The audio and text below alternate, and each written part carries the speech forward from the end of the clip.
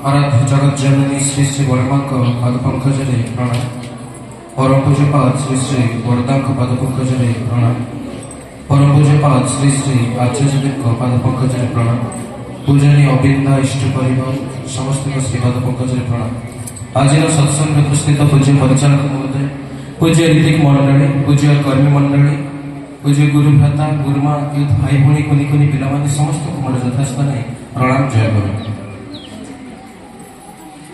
आज सत्संग उत्सव मधुचक्र को पालन करने जो मैंने सुजोग प्रदान कर मिलित उद्यम आज उत्सव साफल्यमंडित होती। तेणु उत्सवमुखी सत्ता मान मिलित उद्यम आज उत्सव। तेणु सर्वप्रथम से समस्त सार्विक मंगल पंच महाजीवन सुख शांति आनंद कामना करें। समय 15 मिनिट। ठाकुर जी का कथा 15 मिनिट भीतर दे तोली धरवा संभवपर नुहे।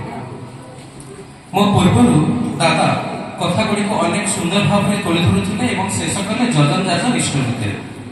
ठाकुर जी पाखे दुई जन कपल आसिक जो सांसारिक जीवन असुविधार कथा कहते ठाकुर जी जजन जाज निष्पत्ति कर कथा कहते।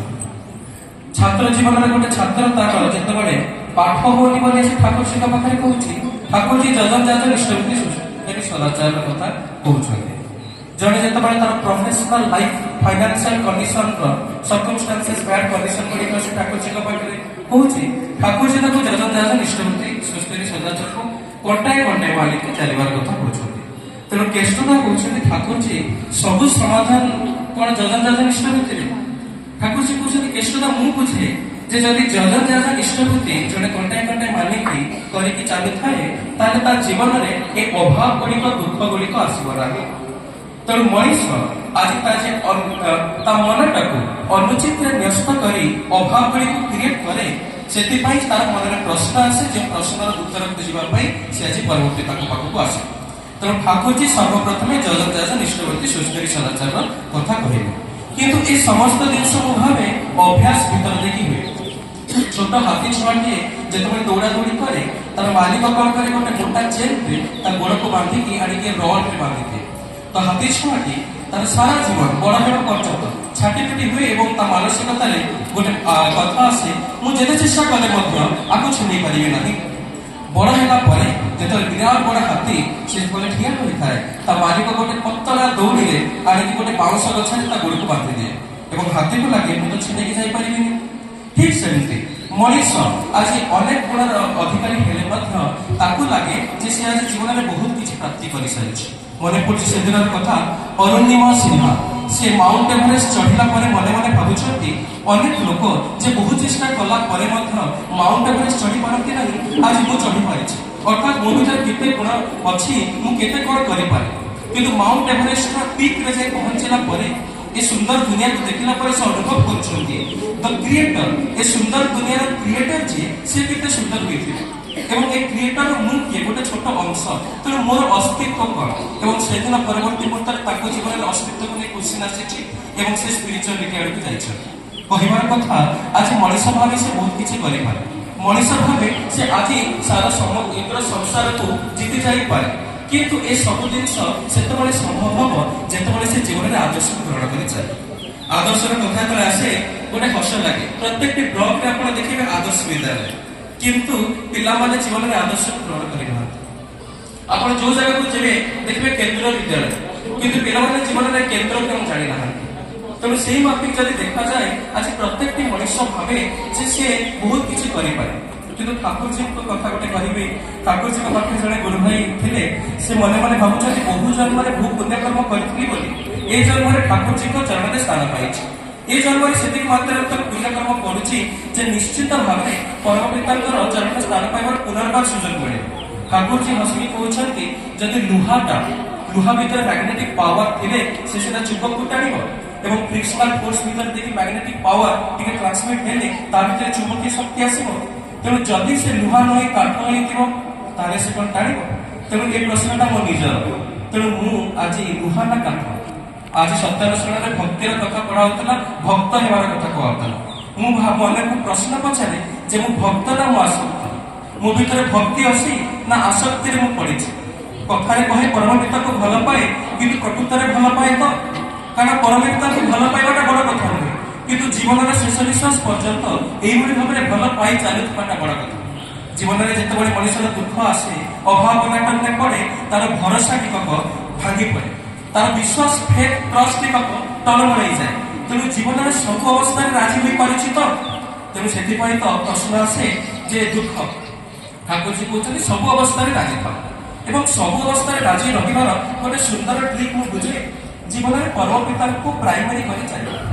যে জীবনের পরম পিতাকে প্রাইমারি করে চালে সে বুঝে যে মোর মু জানে না মোর কেউঠারে মঙ্গল হব, মো ভিতরে তাଙ୍କ ইচ্ছাটি পূর্ণ হবে এবং সে যাহা বি চাହୁଛନ୍ତି ମୋ ପାଇଁ সেটা মঙ্গল। এভাবে মানসিকতা যা ভিতরে আসে সে হি খুশিরে রহিপারে। এবং এই যে টেম্পোরারি খুশি, এই খুশির কথা যেতবে পড়ে মু বুঝে খুশিটা কোন বাস্তবরে খুশি। ভাই বলুଥିଲେ আনন্দর কথা, খুশির কথা ছাড়ন্তু, শান্তির কথা ছাড়ন্তু, জীবনের আনন্দটা মଣିষ কেমিতি পায়?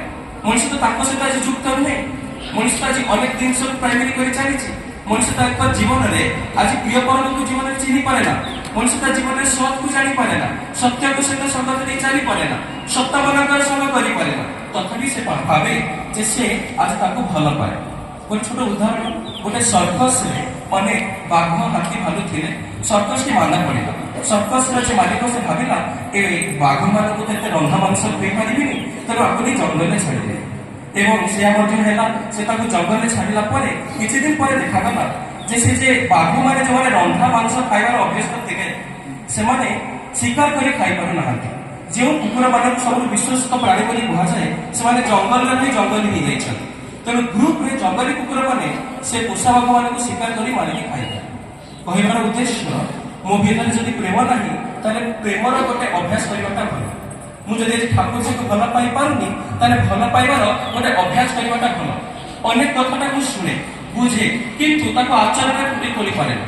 ଆଚରଣରେ ଫୁଟି ତୋଳିପାରିବାର ଯୋଉ ପ୍ରାକ୍ଟିସ ଭିତରେ ଦେଇକି ତ ବୁଦ୍ଧିଟା ଆସେ, ଯାହାକି କୁହାଯାଏ ଅନୁଭୂତି ଦ୍ୱାରା ଯାହା ଜଣାଯାଏ ତାହା ଜ୍ଞାନ। ସେ ଅନୁଭୂତିଟା ଯେତେବେଳେ ମଣିଷ ଭିତରେ ଆସେ ସେତେବେଳେ ସେ କହିବାକୁ ଲାଗେ। ପରମ ପୂଜ୍ୟପାଦ ଶ୍ରୀ ବଡ଼ଦାସ କହୁଥିଲେ, ସେ ପ୍ରଣାମ କଲାବେଳେ କୁହନ୍ତି ମତେ ଦୁଃଖ ଦିଅ। ଏବଂ এই যে দুঃখ মাগিবার এই যে সাক্রিফাইস, কিভাবে ভাবে ভাল পাইবা আসলে জনে তাকে দুঃখ মাগিব। ମୁଁ ଏ କଥା ଚିନ୍ତା କରି ଭାବିଲି ଏ ସମସ୍ତ ଜିନିଷ ଏଇ ସମସ୍ତ ଜିନିଷ ମଣିଷ ଭିତରେ ଆସିବ କେତେବେଳେ? ଯେତେବେଳେ ତାଙ୍କୁ ହିଁ ସେ କେବଳ ଭଲ ପାଏ। ଆଉ ଭଲ ପାଇବାର ତ ଅନେକ କଥା ଅଛି। ପ୍ରେମ कैसी है पहचान काल कर सके ना जिसको मना, चले जहां भी प्रिय ता मुख में प्रिय करता। এই সমস্ত জিনিଷ ଦେଇ ଭଲ ପାଇବା, ଲଭ୍ ମିନ୍ସ କେବଳ ଭଲ ପାଇବା। ଭଲ ପାଇବା ବୋଲି ଠାକୁରଜୀ କହୁଛନ୍ତି ଭଲ ପାଇବା ଭିତରେ ଅନେକ କିଛି ହୋଇଯାଇପାରେ।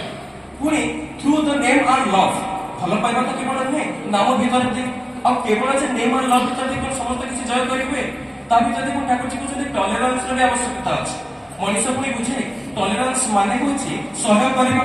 ଠାକୁରଜୀ କହୁଛନ୍ତି ଟଲେରାନ୍ସ ମାନେ ଯେ ଯେମିତି ସେଇଭଳି ଭାବରେ ତାକୁ ଆସେପ୍ଟ କରିଦେବା। ମୁଁ ବୁଝେ ସତ୍ୟ ମାନେ ସତ କହିବା। ଠାକୁରଜୀ କହୁଛନ୍ତି ସତ୍ୟ ମାନେ ଯାହା ଜୀବନରେ ଚିରନ୍ତନ ତାହା ହିଁ ସତ୍ୟ। ମୋ ଜୀବନରେ ଯେ ଚିରନ୍ତନ ଯାହାକୁ ଜୀବନରେ ଗ୍ରହଣ କରି ମୁଁ ଆଜି ଜୀବନରେ ଡେଭଲପମେଣ୍ଟ ଆଗକୁ ଯାଇପାରିବି, ପ୍ରସ୍ପରିଟି ଆଗକୁ ଯାଇପାରିବି, ତାଙ୍କୁ ଜୀବନରେ ଗ୍ରହଣ କରିବାର କଥା କୁହାଯାଏ। ତେଣୁ ଆମେମାନେ କହୁ ଜୟଗୁରୁ। ଯେତେବେଳେ ଭାଇମାନେ ଦେଖା ହୁଏ ତାଙ୍କୁ କାହାକୁ ବି ମୁଁ ହାଇ ହାଲୋ କହେ, ଜୟଗୁରୁ କହେ। ଆଉ ଏ ଜୟଗୁରୁ କହିବାର ଉଦ୍ଦେଶ୍ୟ, ଆସନ୍ତୁ ଆମ ଭିତରେ ଠାକୁରଜୀଙ୍କର ଇଚ୍ଛାଟା ପୂର୍ଣ୍ଣ ହୁଏ, ଏହା ମୁଁ ବୁଝେ ଜୟଗୁରୁ ହୁଏ। ତେଣୁ ଯେତେବେଳେ ମୁଁ କହୁଛି ଠାକୁରଜୀଙ୍କ ଇଚ୍ଛାଟା ମୋ ଭିତରେ ପୂର୍ଣ୍ଣ ହେଉ, ତାହେଲେ ମୋ ବ୍ୟକ୍ତିତ୍ୱଟା କେଉଁଭଳି ଭାବରେ ହେବା ଦରକାର, କେଉଁଭଳି ଭାବରେ ମୁଁ ହେଲେ ଠାକୁରଜୀଙ୍କ ଇଚ୍ଛାଟା ଯେ ମୋ ଭିତରେ ପୂର୍ଣ୍ଣ ହବ ତାହା ଗୋଟେ କୋଶ୍ଚିନ୍ ମାର୍କ। এই কোশ্চিন মার্কর সন্ধাନରେ ଯେତେବେଳେ ମଣିଷ ବୁଲିବାକୁ ଲାଗେ ଯେ ମୁଁ କେମିତି ହେଲେ ଠାକୁରଜୀଙ୍କର ମନ ଲାଗି ହୋଇପାରିବି, ସେତେବେଳେ ଅନେକ କଥା ଗୁଡ଼ିକ ଆସେ। ମୁଁ ସଦାବେଳେ କହେ ସତ ଅନୁଜ୍ଞାରେ ମୁଁ ଅପରାଧୀ ମୋ ମନକୁ ମୁଁ ବୁଝିବାକୁ ଚେଷ୍ଟା କରେ କିନ୍ତୁ ମୁଁ ସେଇ ମାଫିକ ହୋଇପାରେ ନା। ତାହେଲେ ମୁଁ ଜଣେ ମଣିଷ। ଠାକୁରଜୀ ଠାକୁର ତ ଜାଗ୍ରତର କଥା କହିଛନ୍ତି, ମୋ ଭିତରେ ମନୁଷ୍ୟତ୍ୱ ଦିଗକୁ ଆସିପାରୁନି। ପୁଣି ମଣିଷର କଥା ଛାଡ଼ନ୍ତୁ, ମୋ ଭିତରେ ମାନବିକତା ଆସିଛି ତ? ଯେତେବେଳେ ସତ୍ସଂସାରରେ ଘରକୁ ଯାଏ ଘରେ ପଚାରନ୍ତି ଆଜି ସଂସାରରେ କେତେ ଲୋକ ହୋଇଥିବେ। ତେଣୁ ପୁଣି ଗୋଟେ ମନରେ କୋଶ୍ଚିନ୍ ଆସେ, ମୁଁ ଲୋକରେ କାଉଣ୍ଟ ହଉଛି ନା ମଣିଷରେ କାଉଣ୍ଟ ହଉଛି? ମନକୁ ହୁସିଆର କରି ଚାଲିଛି ତ? ମୁଁ ଲୋକ ଭିତରେ ଦେଇକି କ୍ୱାଣ୍ଟିଟିରେ କାଉଣ୍ଟ କଲି ତ? କ୍ୱାଲିଟି ଭିତରକୁ ଆସିଛି ତ? ଏବଂ ଏଇ ଯୋଉ ମନୁଷ୍ୟତ୍ୱ ପୁଣି ଠାକୁର କହୁଛନ୍ତି ଠାକୁରତ୍ୱ। ଏବଂ ଠାକୁରତ୍ୱ ସାରିତାର ଜାଗ୍ରତ ହୁଏ। ଯଦି ମୋ ଭିତରେ ଠାକୁରତ୍ୱ ଜାଗ୍ରତ ହେଇଥାନ୍ତା ମୁଁ ପୁନର୍ବାର ଜନ୍ମ ମୃତ୍ୟୁ ଚକ୍ରରେ ପଡ଼ି ବାର ବେଶୀ ହୋଇଥାନ୍ତି। ମୁଁ ଜୟ ଜୟ ଯେତେବେଳେ କରେ ଅର୍ଥାତ୍ ଆମେ ସମସ୍ତେ ତ କରୁ, ପଡ଼ୋଶୀଙ୍କ କାନରେ ସେଟା ବାଜେ। ତେଣୁ ତାହା ମୁଁ ଜାଣିଲି କେମିତି ନା ଥରେ କଥା ପ୍ରସଙ୍ଗରେ ଜଣେ ମତେ କହିଲେ ଝାଡ଼ରେ ମନ ଭବେର ଆଶା, ଭବେର ଆଶା ଛାଡ଼ିଛୁ। ତେଣୁ ଯେତେବେଳେ ମୁଁ ବୁଝିଲି, ତେଣୁ ମୁଁ ଜାଣିବାକୁ ପାଇଲି ଯେ ସେ ମାନନ୍ତୁ କି ନ ମାନନ୍ତୁ, ସେ ବୁଝନ୍ତୁ କି ନ ବୁଝନ୍ତୁ, ସେ ଆଶା କରନ୍ତୁ କି ନ କରନ୍ତୁ, କିନ୍ତୁ ସେ ମାନୁଛନ୍ତି ଯେ ଭବେର ଆଶା ଛାଡ଼ିବାର କଥା କହୁଛନ୍ତି। ତେଣୁ ଏଇ ଇନଡାଇରେକ୍ଟଲି ମଣିଷମାନଙ୍କ କାରଣରେ ମୁଁ ଭବେର ଆଶା ଛାଡ଼ିବାର କଥା କହେ, ମୁଁ ଭବେର ଆଶା ଛାଡ଼ିଛି ତ ଆଜି ପରା ସେଇ ସମସ୍ତ ଜିନିଷ ଗୁଡ଼ିକ ମୋତେ ପସନ୍ଦ ଯାହା ମୋତେ ବସ୍ତୁଏ ଶିଖୁଛନ୍ତି। ତେଣୁ ଠାକୁରଜୀଙ୍କୁ ଜୀବନରେ ଗ୍ରହଣ କରି ଗୋଟେ ସରସ ସୁନ୍ଦର ମଣିଷ ହେବା ପାଇଁ ଅତି ସିମ୍ପଲ କିନ୍ତୁ ଡିଫିକଲ୍ଟ ମଧ୍ୟ। ସେଥିପାଇଁ ତ ଠାକୁରଜୀ ଗର୍ଜିୟସଲି ସିମ୍ପଲ ସହଜ ସରଳ ଭାବରେ ବୁଝେଇ ଦିଅନ୍ତି ଯେ କିଭଳି ମଣିଷ ହେବାକୁ ହୁଏ। ମଣିଷ ଭିତରେ ମଣିଷ ପରି ଆଣିବାର କଥା କୁହନ୍ତି, ଡିସିପ୍ଲିନର କଥା କୁହନ୍ତି। କିଛି ଦିନ ତଳେ ଡିସିପ୍ଲିନର କଥା ମଧ୍ୟ କହୁଥିଲେ। ଗୋଟେ ଛୋଟ ଉଦାହରଣ ଦେବି, ସମୟ ବି ମଧ୍ୟ ସରି ଆସିଲାଣି। ଜଣେ ଆଥଲେଟ୍, ତାକୁ ଆପଣମାନେ ଜାଣିଥିବେ, ଆମେରିକାନ ସୁଇମର, ତାଙ୍କ ନାଁ ହେଉଛି ମାଇକେଲ ଫେଲ୍ପ୍ସ। ମାଇକେଲ ଫେଲ୍ପ୍ସ କହୁଛନ୍ତି, ଅର୍ଥାତ୍ ମାଇକେଲ ଫେଲ୍ପ୍ସର ଟିକେ ବ୍ୟାକଗ୍ରାଉଣ୍ଡ ଇନଫର୍ମେସନ ଦଉଛି। ସେ 30 ଥର ଅଲିମ୍ପିକ ପାର୍ଟିସିପେସନ ଭିତରେ 28ଟି ପ୍ରାଇଜ ଜିତିଛନ୍ତି। ପ୍ରାୟ ଏଟା ବହୁତ ଭାଇରାଲ ଭିଡିଓ, ସମସ୍ତେ ଦେଖିଥିବେ। 28 ଥର ପ୍ରାଇଜ ଜିତିଲା ପରେ ମଧ୍ୟ ସେ 23 ଥର ଗୋଲ୍ଡ ମେଡାଲ ପାଇଛନ୍ତି ଏବଂ 5 ଥର ମାତ୍ର ସିଲଭର ଏବଂ ବ୍ରୋଞ୍ଜ ମେଡାଲ ପାଇଛନ୍ତି।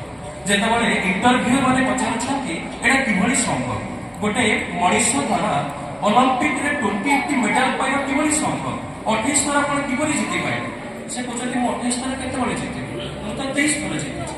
ସେ କହିଲେ ଆଉ ଯୋଉ 5ଟି ସିଲଭର ଆଉ ବ୍ରୋଞ୍ଜ ମେଡାଲ ତାହା ମୁଁ ଜିତିନି, ତାହା ବାସ୍ କେବଳ ସେକେଣ୍ଡ ଆଉ ଥାର୍ଡ ପୋଜିସନ, ଫାର୍ଷ୍ଟ ନୁହେଁ।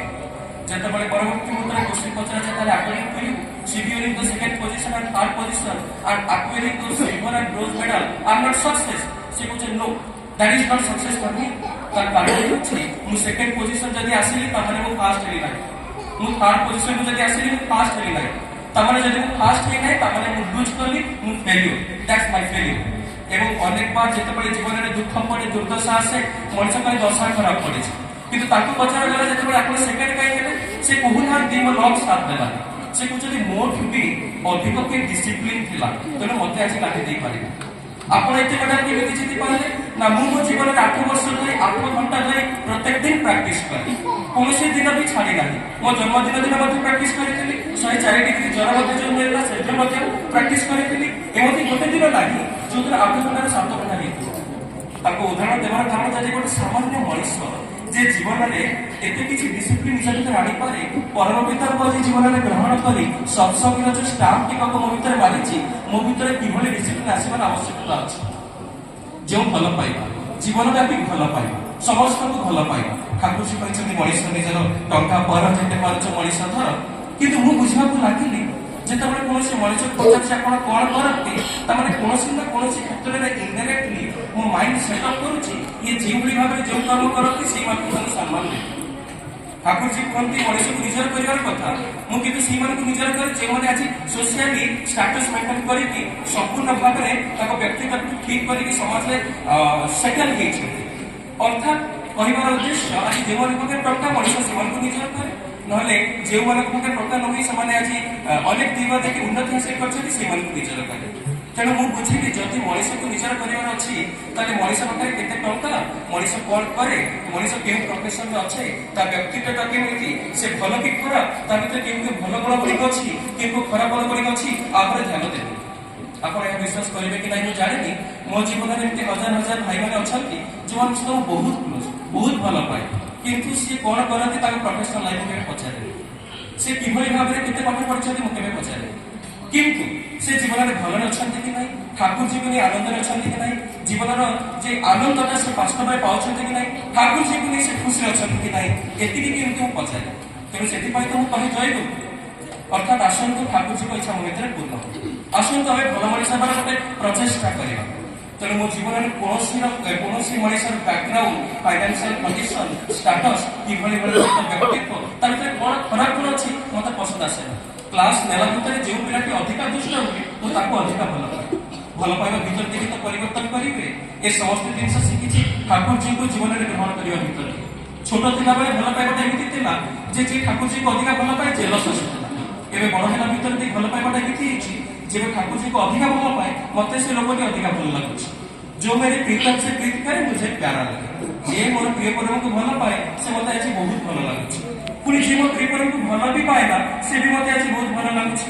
कारण से ना पाएगा कोई जाने ना जाने माने ना जाने माने ना माने ठाकुर जी की महिमा अपार हो ये मानो कि मानो जानो कि न जानो आशा करो कि न करो तेणु ये समस्त जिन जो मनुष्य भर आसे छोट थिला जिते उत्सव कलेक्शन रे जाए दादा मैंने कहती जे तुमको से मात्रा देवार आवश्यकता अच्छी जी देने तुम मन को कष्ट हम मोर देवार जदि क्षमता 5 टका 10 टका देने भल परवर्ती मुहूर्त में बड़ हुए गोटे मैच्योरिटी आसे देला बेले कष्ट कहीं हम भावुची से जिनसा मोर से तो कष्ट होची যেতবে পর্যন্ত সে মানসিকতা আসব যে সমস্ত সৃষ্টির সবকিছি তাঁকর মোর সমস্ত জিনিস তাঁকর আপন মানে সমস্ত তাঁকর তেমন সেতবে সে মানসিকতা মো ভিতরে ফুটি উঠিব 1 + 1 = 1 সময় সরি আসছে তেমন কথা হচ্ছে যে আসন্তু ସମସ୍ତେ ମିଶିକି ଚେଷ୍ଟା କରିବା ଠାକୁର ଯିବା ମନେ ରଖିବା କଟାଏ କଟାଏ ଏମିତି ତାଙ୍କ କଥା ଭାବନ୍ତି ମୁଁ ଜାଣେ ନା କିନ୍ତୁ ଟିକେ ଟିକେ ମାନିବା ଭିତରେ ଯଦି ହୋଇଯାଇଥାଏ ମୁଁ କରିବାର ଚେଷ୍ଟା କରେ ମୋତେ ଲାଗେ କହୁଛି ଆପଣ ବି ଚେଷ୍ଟା କରନ୍ତୁ ହେବେ ସର୍ବଶେଷରେ ସମସ୍ତଙ୍କ ଶାରୀରିକ ମଙ୍ଗଳ କାମନା କରୁଅଛି କହିବା ଭିତରେ କୌଣସି